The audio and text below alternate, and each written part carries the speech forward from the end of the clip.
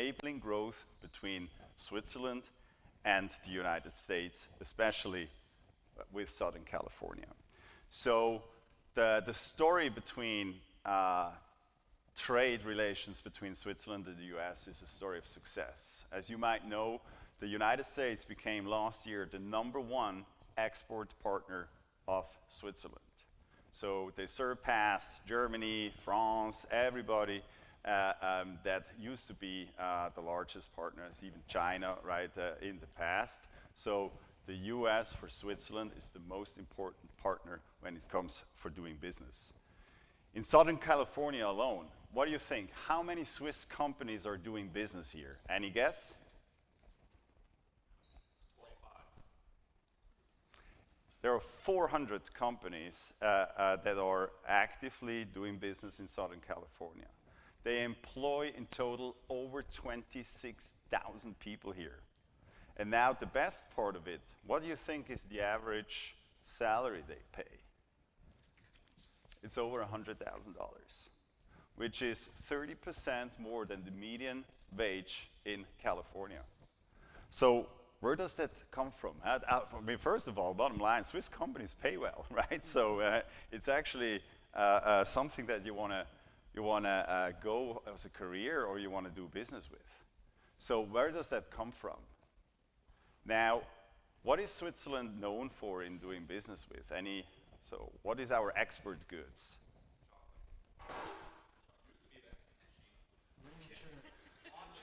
So you think about watches, chocolate, financial services, right? A little bit jeopardized in the past couple of weeks. But what Switzerland is really good at is technology, is innovation, it's progression, right? So the 90% of the Swiss economy consists of middle market companies, the jewels that have huge capabilities and skills in terms of drive innovation. So this is what Switzerland is really good at, and markets like Southern California or California overall are prone to actually collaborate with. So there is a very large correlation between what Switzerland does, what California does, what California is asking for.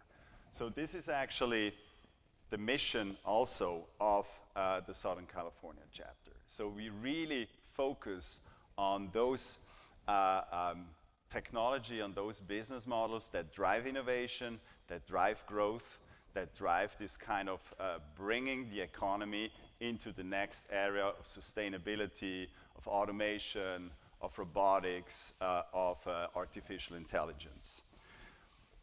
What does that mean? Those companies, coming back to what I said earlier, those companies pay well, right? They give high-paid jobs, they create great socioeconomic impact.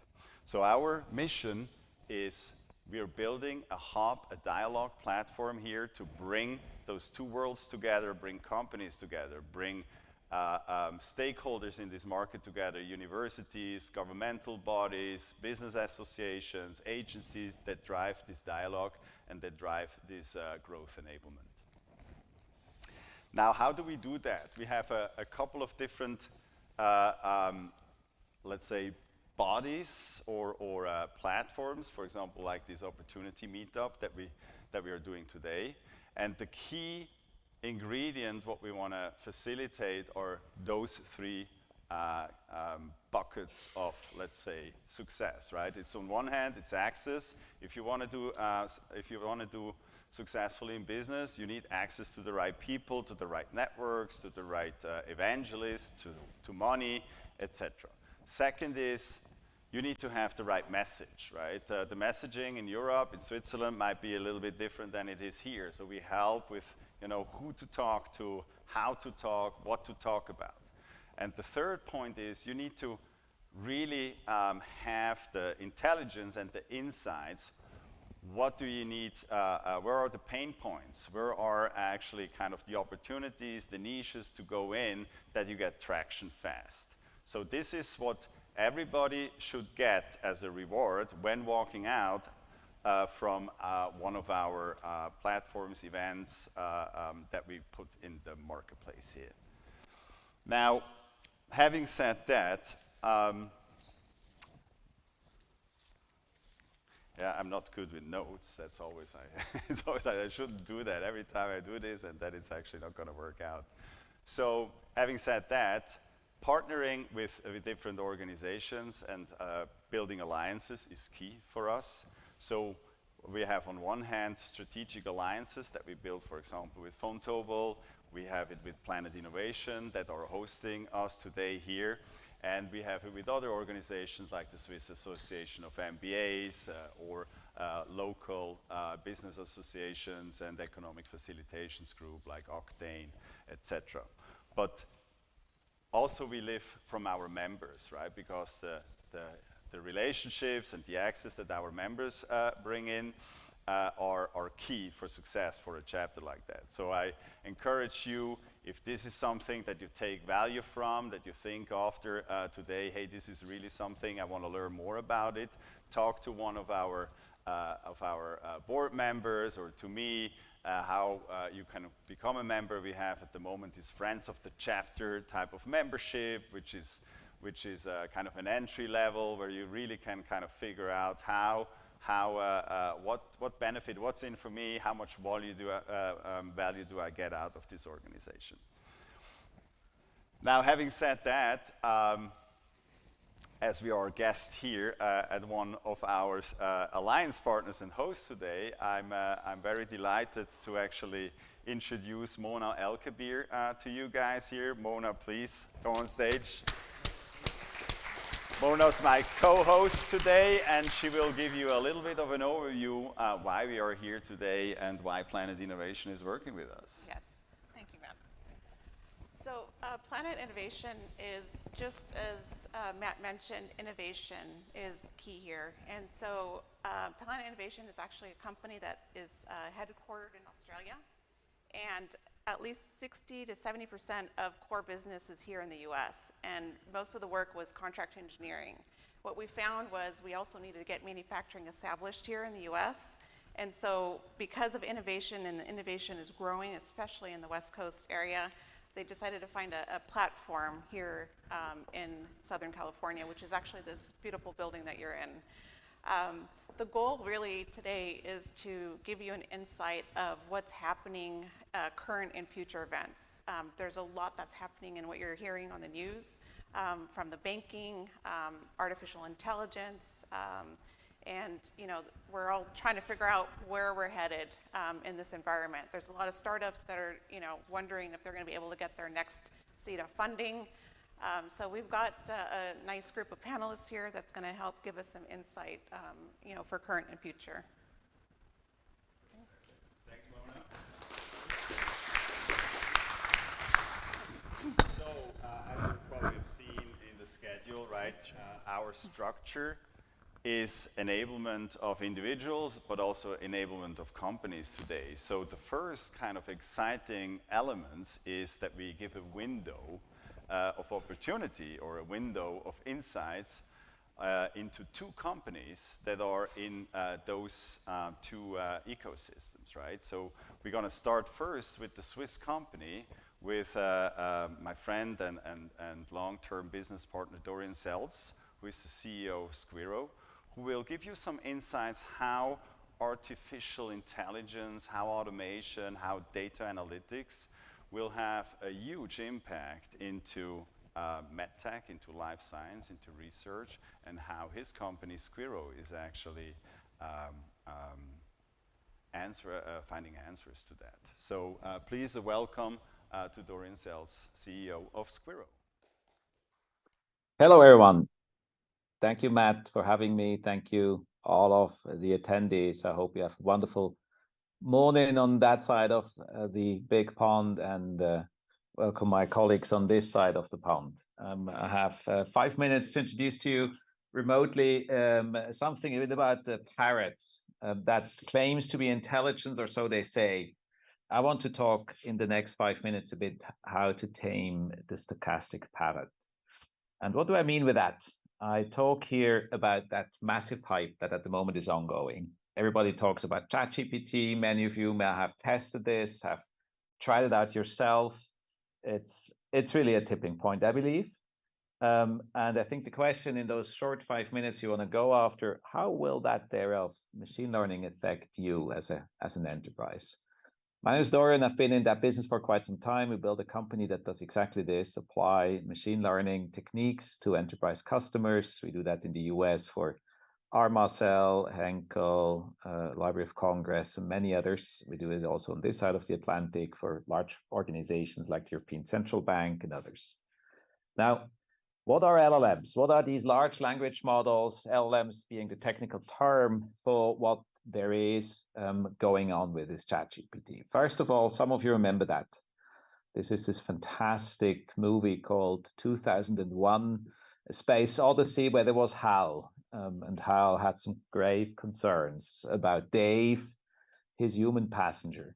Now, first of all, and that's the good news, what we hear today about ChatGPT, this is not intelligent. What is it then? Actually, it's just math. It's math, very complex, no question, but it's math, and it's prediction. It's prediction of the following type. Peter likes to eat. And now what's the best possible answer? Is it chocolate? Is it ice cream? Is it French fries? If Peter comes from Switzerland, chances are high that this sentence completes to Peter likes to eat chocolate. And that's the only thing you need to know about LLMs, about ChatGPT. It's prediction. And prediction can be wrong. It might be that Peter indeed is an ice cream lover and would rather trade chocolate for ice cream. And that is a challenge. And some of you have seen that maybe already, especially in an enterprise setup. You have an issue about hallucination. You have the fact that today ChatGPT only deals with public data and it does an object disregard for privacy. Let me show you 2 or 3 examples. This is my own CV. Ask ChatGPT, who am I? I'm a Swiss entrepreneur, that's correct. But here beneath what I have marked in red, it's wrong. I have never worked for Business Object, but it looks very true-ish because I've worked in another technology company. Indeed, I do hold a PhD, but not in natural language processing and not from the University of Geneva. It looks very true, but it's wrong. Also, it does not have any internal data today. It does not follow anything around enterprise security. That is an issue. If you want to make LLMs, ChatGPT available for your company, you need to address these 3 things. And that's exactly what we do. So we have today, and I'm going to show that to you, an ability to actually ground a language model into your company setup. And instead of just talking about that, I thought I'd show that to you on some data. Now, I hope that works over the Atlantic. I have here our little demo Skirobot, and I have here a couple of questions prepared. The first is I ask about the very specific pharmaceutical compound, Keytrude, about side effects of that. Here is the answer. And what we do here is not only showing you the answer, which is probably too long with those 2 minutes left to ask for, but what we do here is we tell you what the evidence is of this. Why are we sure that this is right? Here it is. Next question. Is immunotherapy useful for lung cancer? Let's go with this question as an example and see what the chatbot returns to this. Takes a moment. You probably have seen that as well. Sometimes, yes, indeed, question answering times might be longer. Here is an answer. Again, it's maybe too long to read through that, but it gives you a very useful and comprehensive answer, and again, it's evidencing it. And now comes the real piece, because you're going to say, this is all public data. The real thing is if you do that on your own internal data. So I ask here that very same chatbot, what is the vacation policy of Squirrel today? This is not something that you're going to find anywhere on the internet. And we ask the chatbot and have grounded the chatbot on company internal data sets. Here is the vacation policy of us. Now you say to me, yeah, that's just a demo. No, it is not, because here is the vacation policy, and to show you the truth, here it is in real. That's actually our internal system and actually our internal vacation policy. So to come to a conclusion today, I simply want to say that this type of technology will fundamentally change the way any company deals with knowledge management, with customer service, with sales and risk. And yes, indeed, it is a Google moment that changes the world after its primetime introduction a couple of weeks ago. It is transformative for any company. Indeed, if you're able to tame that stochastic parrot, it is a top and bottom line opportunity for any company. We might at the end in the panel have some time for question and answers. For the moment, I thank you all for the opportunity to speak to you today, and talk soon.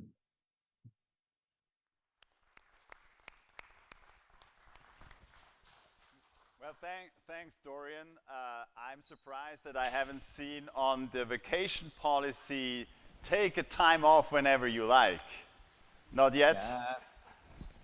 In the startup world, the take-off time whenever you want is a bit a difficult thing to combine with customer demands. So yes, indeed, that piece doesn't exist in our vacation policy. You're completely right, and fair point, Matt.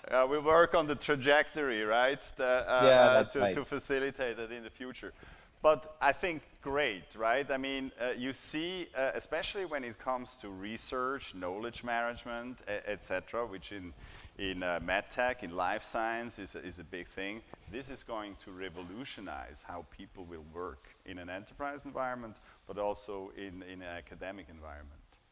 Now, questions for Dorian. We'll put that Dorian will also be part of our panel discussions, and where AI and machine learning will be also a part that we're gonna double click into. So questions for him then later on.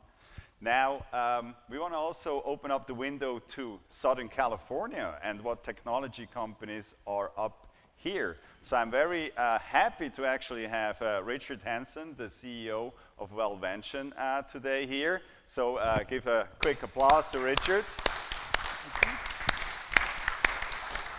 And he will tell us how he's going to revolutionize the cardiac world, right? Cardiac world, yes. Okay, so we have, I'm going to tell you about our company. It's a brand new startup company called Valuation, based on innovations developed here in Southern California, both at Caltech and at UC Irvine.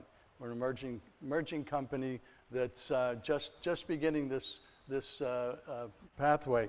So one of the things that a lot of people don't understand is the number one cause of death is not cancer, as a lot of people say, or anything else. It's heart disease, all the different forms of heart disease, from one end of the spectrum to the other. We address heart failure with one of our innovations. Valuation has several innovations it's working on. I'm going to tell you about Helix Cardia, which is probably the most highest profile of our innovations right now. And heart failure is unlike cardiovascular disease. Heart failure is just when the human heart gets too weak to pump enough blood. It's getting tired, okay? The heart itself is naturally it's an amazingly efficient organ. Throughout your lifetime, it may pump tens of millions of gallons of blood. And it does that using less energy than your brain uses to think. And so it's amazingly efficient. So when something goes wrong, it's a huge challenge to fix it, okay? The very far end of heart failure is advanced heart failure, and that's what we focus on. The heart is too weak to pump, and because it's a mechanical action, there is no drug available to cure heart failure, okay? So our innovation is called Helix Cardia, okay? My notes, okay. People who suffer from advanced heart failure, one of the only options, I said there's no drug to cure it, but some people get a heart transplant. You get a new heart from a healthier person. Only 2% of the people that suffer from advanced heart failure ever benefit from a heart transplant. And those are the ones that are not only strong enough to have the procedure, but are also lucky enough to get a donor. 1 out of 7 people who qualify for a heart transplant die waiting for an available donor. They're just not available.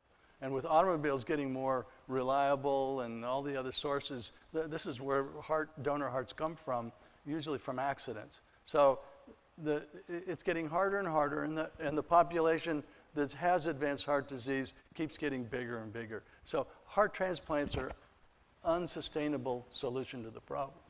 So the innovation that we're based on comes from the fact that the natural heart actually twists a bit when it's pumping blood. That reveals the secret to the efficiency of the heart. Nobody else has developed an approach to heart failure that takes advantage or even recognizes this twisting motion. You can see a slight twist there, okay? So Helix Cardia takes advantage of that by wrapping the whole heart with a sleeve that mimics this helical twisting action, okay? And you can see how it works in this animation, okay? Unlike a heart transplant, we don't crack the chest open and implant it surgically. It's done underneath the rib cage, okay? It does take a battery, but it is so efficient that the battery is small enough to be implanted. Other solutions, you have to carry a battery with you, and it's brutal, okay?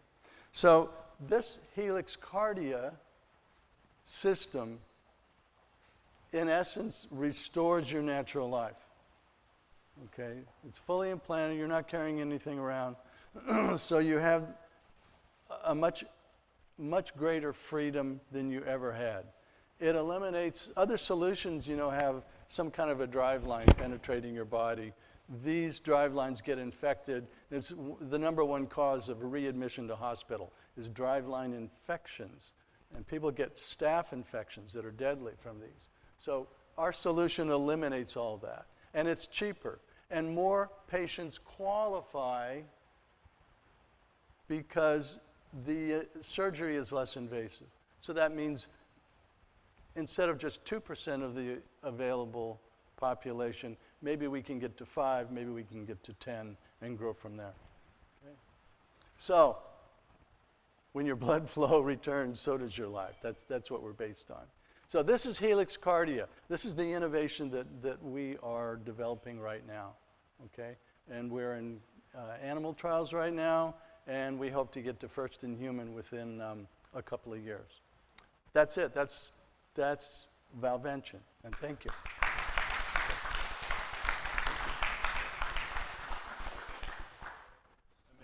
Thank you very much, Rich. Maybe just one question. What's kind of the market potential that you see? That 2% that I showed on that one screen, there's a company that makes, I think it's Abbott, that has a device called an LVAD, ventricular. It's a pump that they surgically attach to your heart. Only 2% of those patients qualify for that. That is now a $1 billion business, just addressing that 2%.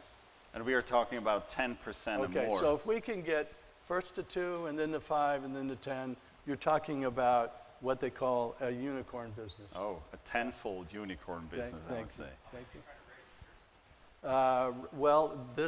We've got a seed round of 3.5 right now, and then an A round behind that of 8, and the next round behind that. It's all planned out in rounds at 20.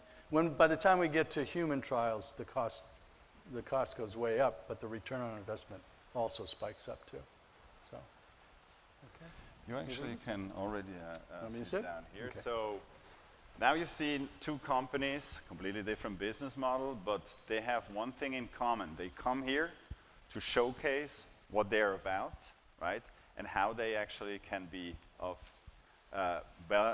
real benefit, right, for either you as an investor, for you as a graduate, for you as a professional, for you as a law firm, for you as a venture capital investor, right, to maybe have your next business venture with it and participate in that growth, because growth is driven by technology and people. That's just what it is. So if you have a company in your portfolio yourself, you know, that want to be here, maybe in one of our next opportunity meetups, right? We do it in clean tech, we do it in food tech, we do it in fintech. Please reach out either to me or some folks here from the board, right? Talk to them and we'll make it happen. So having said that, we're going to make happen something else super exciting, our panel. Panel is going to be moderated through Mona, which I please welcome you back here on stage. So what we're going to do with this panel, and this is quintessential for you being here. As I said before, it's all about access, insights, and knowledge. So these people here will give you that intelligence about that. We will talk about who are the drivers in the market. What are the opportunities? Who are the drivers? Is it regulatory? Is it policy making? Is it macroeconomics? Is it, what is it? And then also, what do you need to do about it, right? What's your next best action to address this?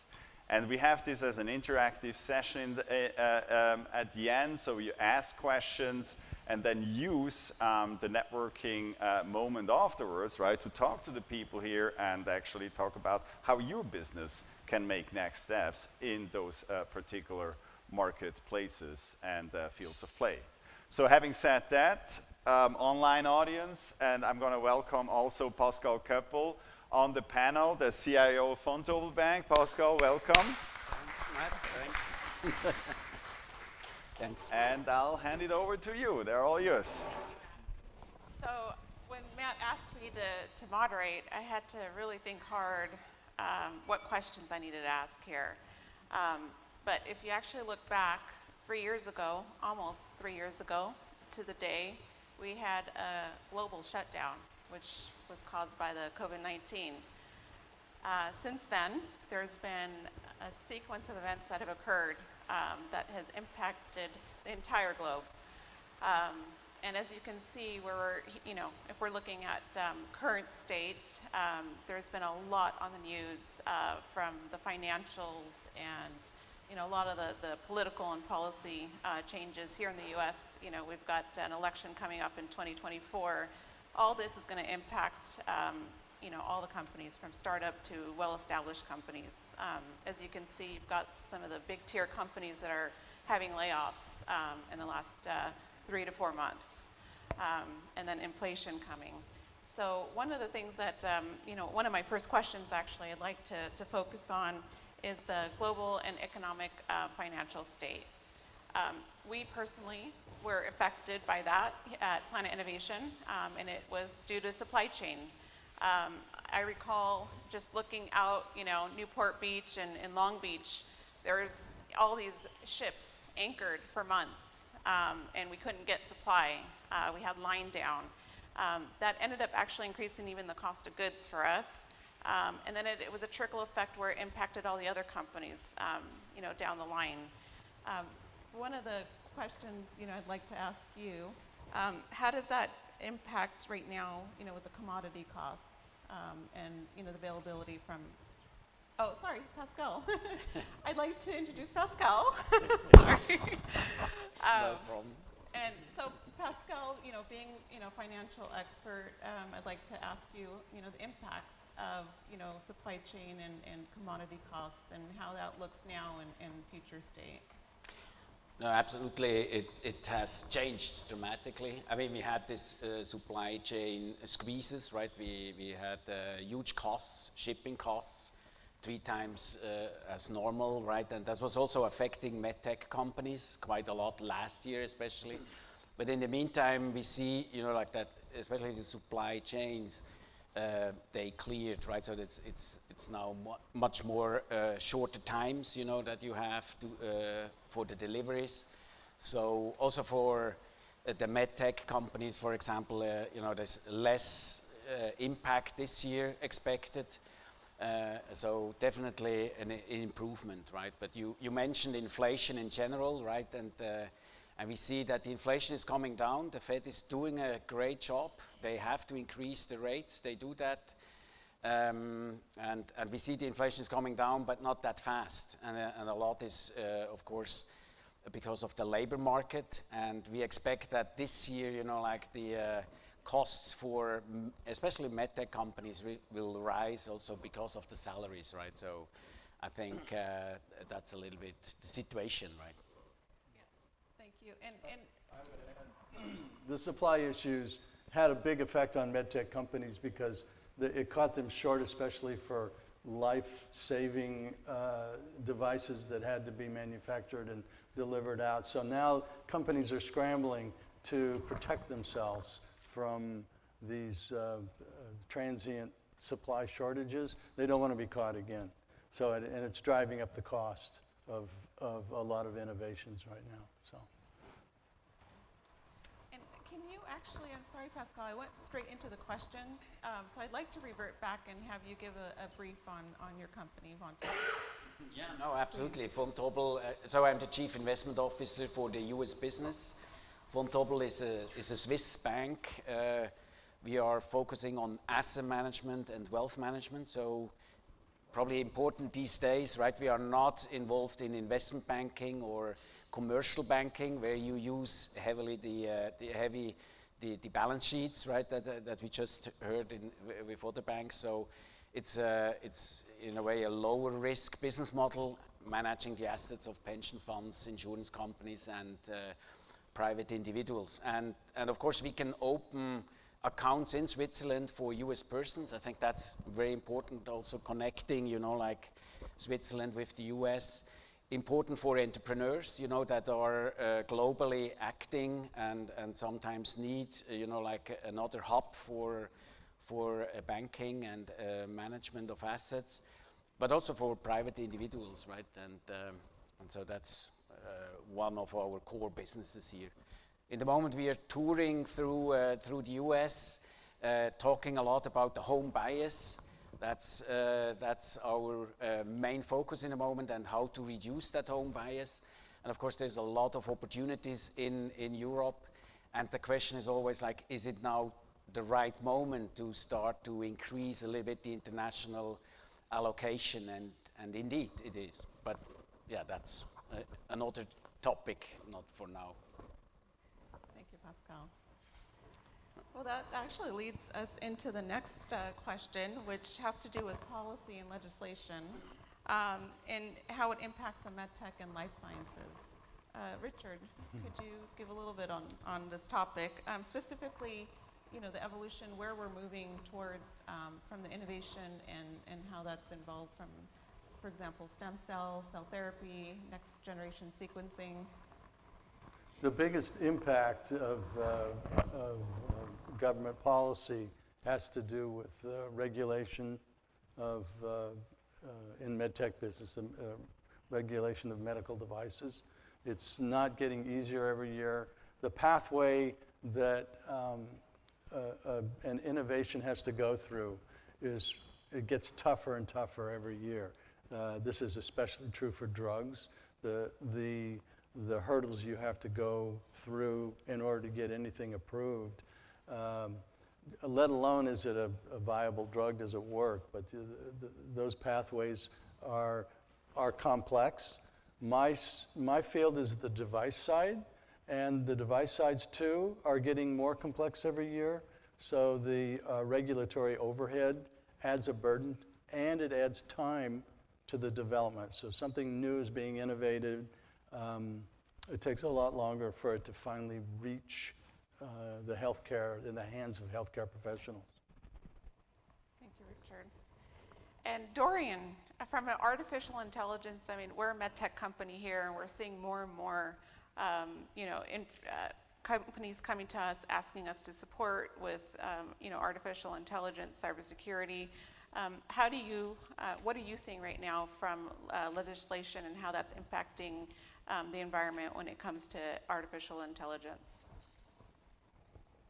Maybe some of you have seen most recently, actually yesterday, there was this public statement from about 1,100 or so AI professionals that asked for a 6 months time freeze before it continues. And if you dive deep into that statement, it actually claims that we need to have an even playing field and some regulatory guardrails. And I would approve of that, actually. Might sound a bit funny from an entrepreneur to say that, but I always would compare that to a plane. Most of us probably in this audience here have taken planes in the past, will do so in the future, and we never asked ourselves the question, is that safe? Well, it is not, right? Technically speaking, on 30,000 feet altitude, it's a pretty uncomfortable place. Would you ever step out of the plane at that altitude, right? Now, why do we do that nevertheless, flying from A to B, zigzagging the country? Because literally 80 years of regulation in the United States, is the Federal Aviation Authority, have made flying safe. You cannot do anything in a plane without going through a heavy certification process.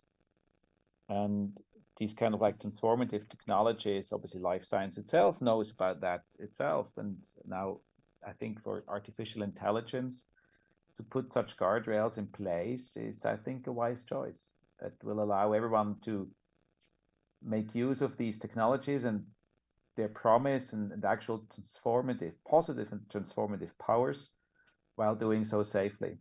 And yeah, I think on both sides of the Atlantic, the sense of urgency is here to make sure that there is this level playing field for all. Back to you, Mona. Thank you, Dorian. Actually, I'm gonna stick with AI for a bit here. So, yeah, I attended a life science event last week, conference, and they actually spent an extensive time talking about artificial intelligence and how that's going to impact medicine and diagnostics.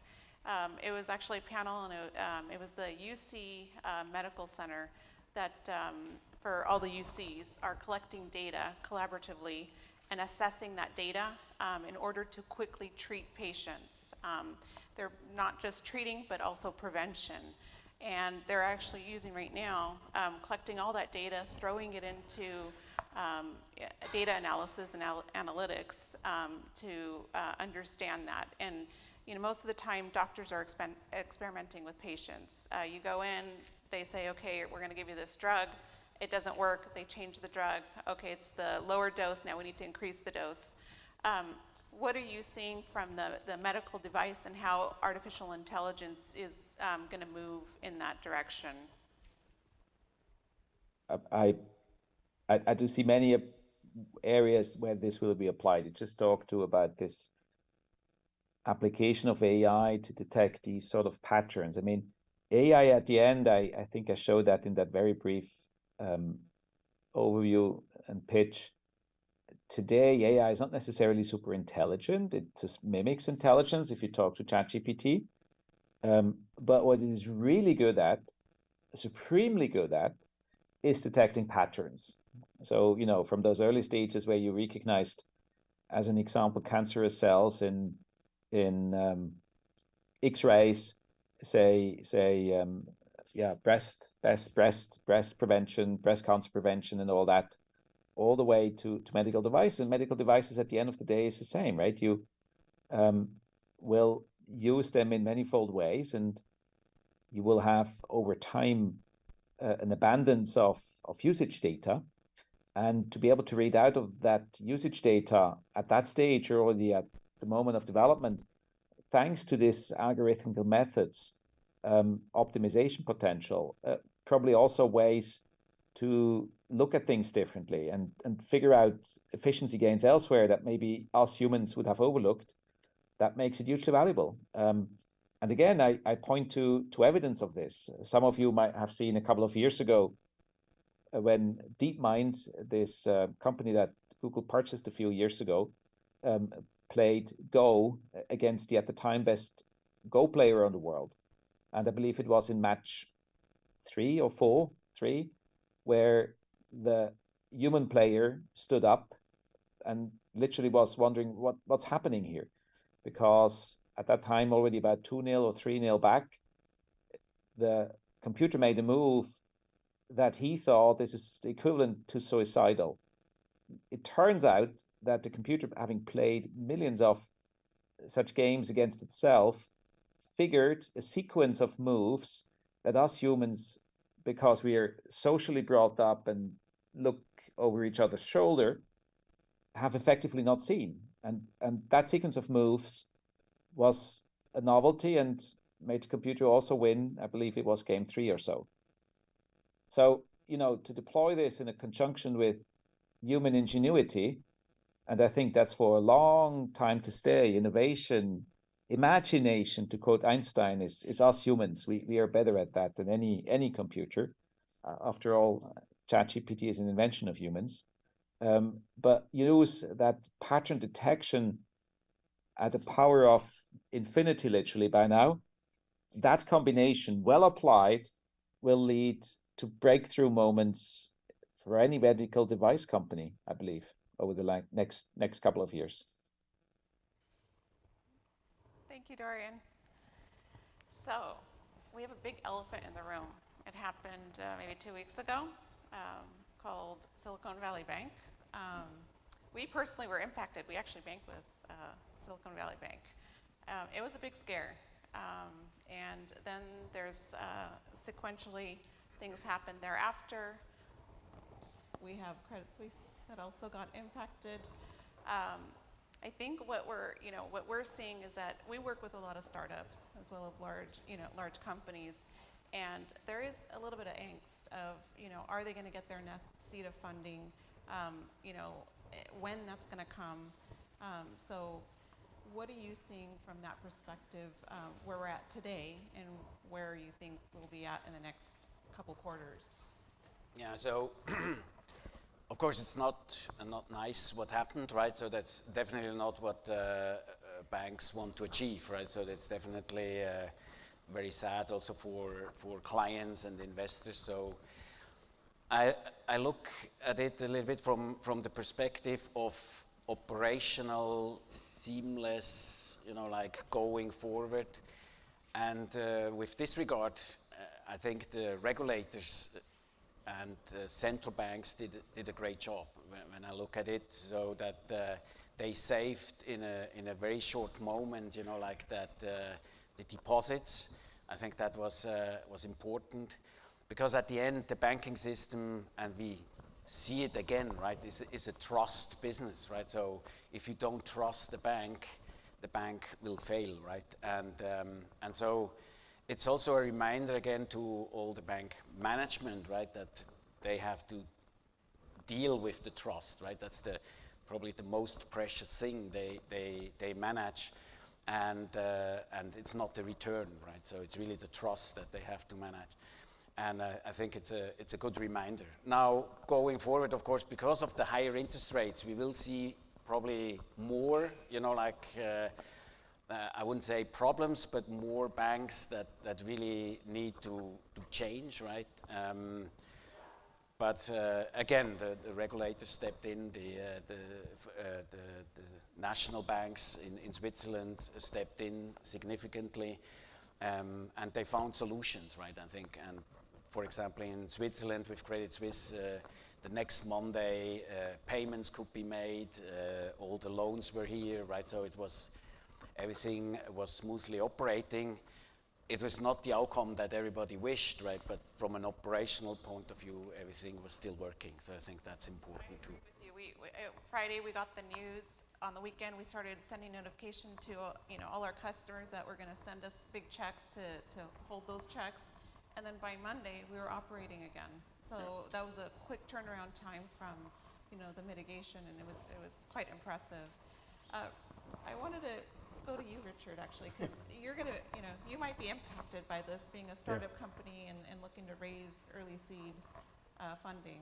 It has put a bit of a hold on people making moves right now, because as you said, the funding that we're trying to raise comes from investors that hold their funds in these institutions. And they're nervous, So they're going to make as few moves as possible. So unless they have a firm commitment to fund, it's going to be harder. So my job as a fundraiser right now is definitely I'm under a challenge right now. Yeah. I'm going to go back to Pascal. So why do you think it's Southern California is so interesting for Swiss companies to come and set up here? I know that Matt had touched on that earlier, but what are your thoughts on that? Yeah, it's of course powerful in terms of innovation, right? That's what you mentioned, Matt, as well, right? So it's a lot of innovation going on. So a lot of talents are here, right? So you find very well-educated talents also. I think these are very important factors. And then what you just mentioned, right? The risk capital. And if I look to Switzerland or also to Europe in general, right? There is VCs, there are VCs and risk capital, but of course the amount available is much smaller, right? So if you are a company in Switzerland in MedTech or in life science, like normally you have to come here, right, to get funding, because here it's much more, like there are much more VCs and risk capital available. So I think talent, capital, innovation, ideas, right? So this is really the ground for good companies. Yeah, it was really the main reason why PlanetInnovation decided to set up manufacturing here in the U.S. and specifically in Orange County. Orange County itself is a hotbed for med devices. It's the next Silicon Valley, but for med devices. San Diego, as we know, is pharmaceutical. So it's up and coming and growing. We have a lot of visibility here now. We've got top officials coming from the government that's speaking and hosting here in Southern California and Orange County. Dorian, how about yourself? What are your thoughts on that? Well, the climate did change, right? We probably all just had the equivalent of a near miss. I think without intervention, there would have been a bit of a bigger issue. On the other side, let's also face it, the last 12 years were in many respects also not normal. Normally, there is this saying, there is no free lunch, but over the past 12 years, sometimes you had that impression that it is only about free lunches. So in that sense, it's a bit of a course correction. It's a bit of a wheat and chaff moment for some of the companies, as tough as it is. And every one of us sees and feels that. That's one side. On the other side, I think exactly such situations do provide opportunity to build winners. You talked about Credit Suisse. I do know that history a bit. I do not know the history of SVB that well. But Credit Suisse was built in a moment of an economic downturn to finance a massive public infrastructure project that ultimately was very successful, at the time longest rail tunnel in Europe. So, opportunity does also come at such moments like this. So I'm actually looking into the future in a very optimistic fashion. Sure, tighten your belt, but get going and make use of what's available to you. Absolutely. Yes. So, yeah, I'm sorry. I spoke last weekend that I'm with UBS. And so our banking system here in the U.S. is still strong.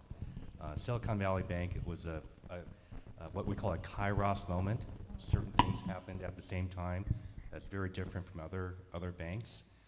But you're talking about the next couple of quarters for startups and companies that it'll be tighter, no doubt about it, in terms of getting capital. Lenders are being more strict, but the banking system here in the U.S. is strong. Everybody probably knows that the Swiss government asked us at UBS to buy Credit Suisse, right? I mean, I think their market cap was 140 billion a year ago. We bought it for 3.2 billion, right? And so, but the banking system here is strong. The lending will be more difficult, but for VC money, there are still different private equity and other companies that have cash to burn, not to burn, to spend. Thank you. Probably burn too. Thank you. So I think this is it. We're gonna wrap up. Oh, we can keep going? Okay. Oh, I have 5 minutes. Sorry, I have 5 minutes, so that's good. Let's actually do another question. So I'm gonna actually leave it, I'm gonna go to Pascal. Is there something that you'd like to add to, in addition to what we've been discussing from a banking perspective? Yeah, that's a very broad question, right? So I think, of course, there's a lot of opportunities also in Europe. I think that's MedTech in Europe and healthcare in general, right? Is a very important sector in Europe, and a lot of innovation there is driven by university, financed by governments. It's a little bit different than in the US.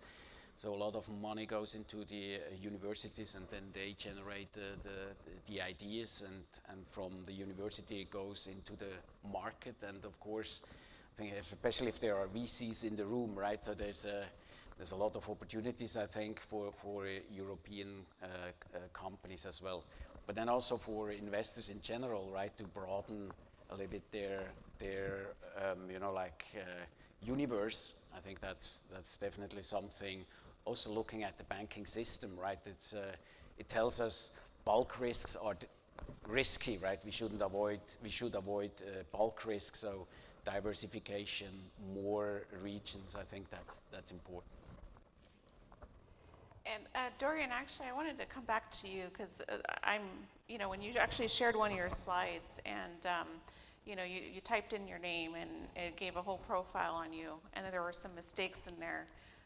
What do you see is going to happen, or what do you foresee, at least in the near future, when folks are actually using chat, GPT and using that information as if it's all accurate? I would have for the audience, too bad that I cannot be physically present, the following 3 bets.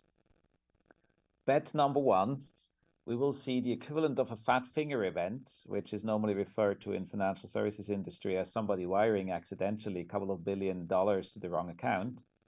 We're going to see the exact same thing based on ChatGPT or equivalent large language models, that somebody, as an example, uses it to produce code that is generated by such a system, not understanding that while it looks okay, it actually is not okay. It just has that variable definition a slight bit off, checks this code in, here it goes, all wrong. Will not be discovered for a long time, but then suddenly there is an exception event, and that sinks the bank. Bet 1. Bet 2,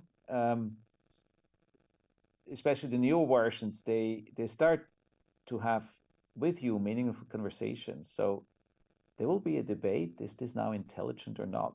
Well, objectively knowing it is not, but there will be people believing in this.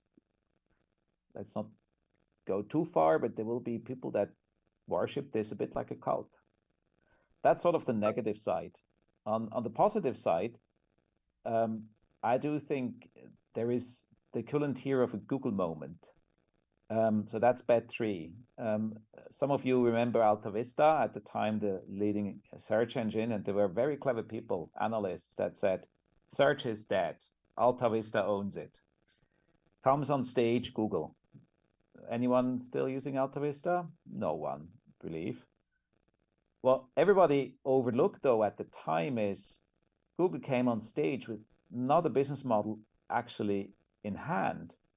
That this Google moment back in '98 about was the end of the newspaper industry, was the end of the advertisement industry as we knew it at the time. That was on nobody's bingo card. But to take that analogy now to the moment, these large language models, they I believe are the same like a Google moment, and they will transform literally a lot of industries that don't expect to be transformed today.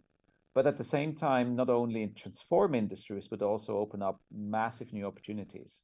So I bet you, and it's the third bet, you're going to see a multi-billion-dollar company in terms of valuation outside ChatGPT, which in OpenAI, which in itself is it, but in adjacent industries in the next 2 years. That's the third bet I'd offer. If you want to bet against me, I'm happy to take those bets. Drop me a line at dorian@spirit.com. Thank you very much, Dorian. So what I'd like to do is actually now open it up for some Q&A. We've heard some great, interesting feedback here, and we'd like to hear from you and some of the questions that you may have. So we're going to be walking around with microphones, as well as online. Please feel free to type in your questions, and we'll be happy to answer them. Any questions?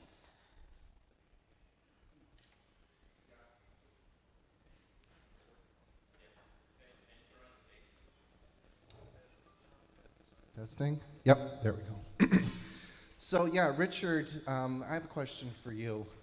You're, early stages, and you said you've seen trouble with the fundraising.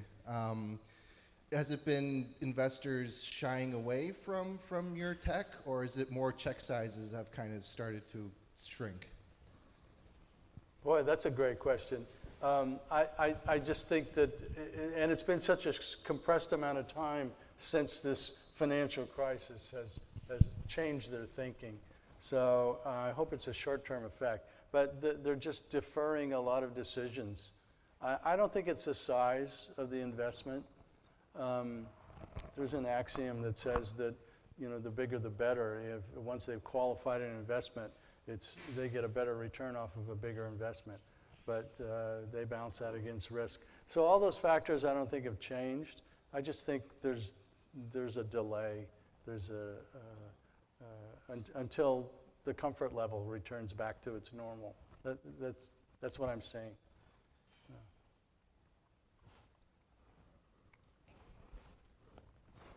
Any other questions in the audience?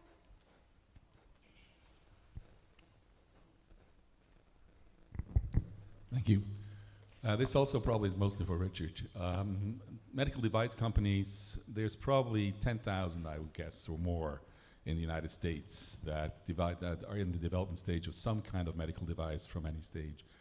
And the ultimate goal, obviously, of most of those would be a trade sale to one of the big tech or big medical tech companies to capitalize on their invention. Hardly any of those, I believe, will ever end up to be themselves listed or being capable of bringing their product to market once it has reached a stage that they can make a trade sale to one of the big players.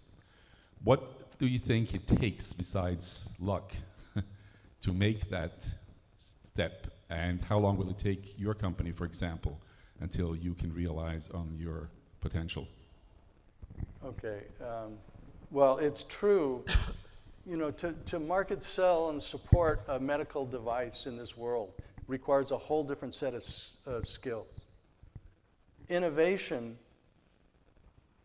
is its own world, and then commercialization is another world. And so there's a big gap that you have to cross from the time you develop an innovative product. You get up to, in the device world, it's usually what's referred to as first in human stage. But beyond that, you have to do all kinds of expensive testing and everything. That requires deep resources, financial resources. And all the technical people don't have that much to do. Okay, so innovation is good for innovators, and commercialization is better for commercial companies. There are some exceptions. There's a company called Abiomed recently that made that transition.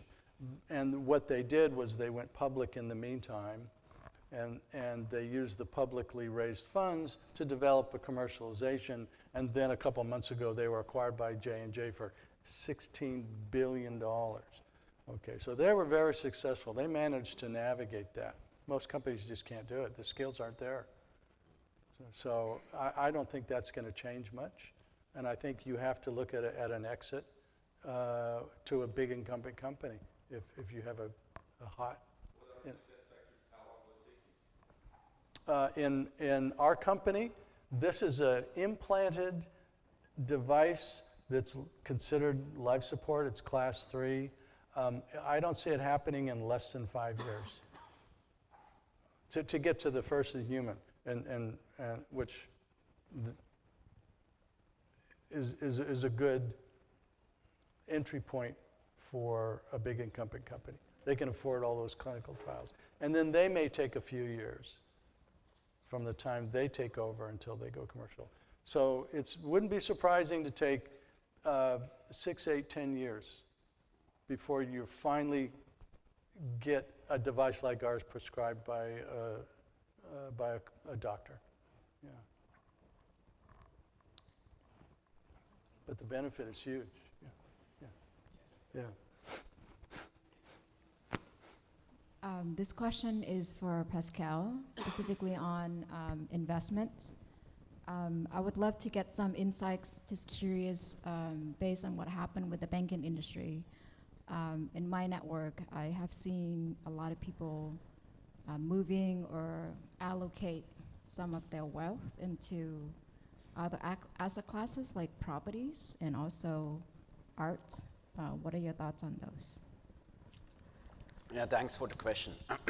I mean, as I said, it's a trust question, right? So you have to trust the bank. Now, obviously, there is shifts, right? And I see mainly also in for companies, right? They have normally a lot of cash that they need for their working capital, for example. And of course, the way it was managed before was really more linked to the balance sheet of a bank. And what I see in the moment is a trend towards more direct investments into treasuries and T-bills, and so that the assets are not anymore on the balance sheet itself of the bank, right? And I think that's important to understand, right? As soon as you have a security, like a T-bill or a treasury, you know, you are not exposed anymore to the balance sheet of the bank. So when the bank, in theory, will go bankrupt, you can just transfer these securities out. So I think in a moment it's a little bit shifting and analysis, you know, like what is really the risk, the counterparty risk. Again, important message here, diversify, right? Not having huge bulk risks in general. But I think, you know, like there will be a normalization also in the coming months again, where clients and companies, you know, like have restructured a little bit how they deploy the cash, right? I think it's mainly the cash is the problem, right? Equity investments and bond investments is really not balance sheet related. So we will conclude all the questions at this time. I wanted to thank Richard, Pascal, Dorian for participating on this panel. I'd like to thank you all for participating and asking these great questions. And I'd like to turn it over to Matt for closing remarks.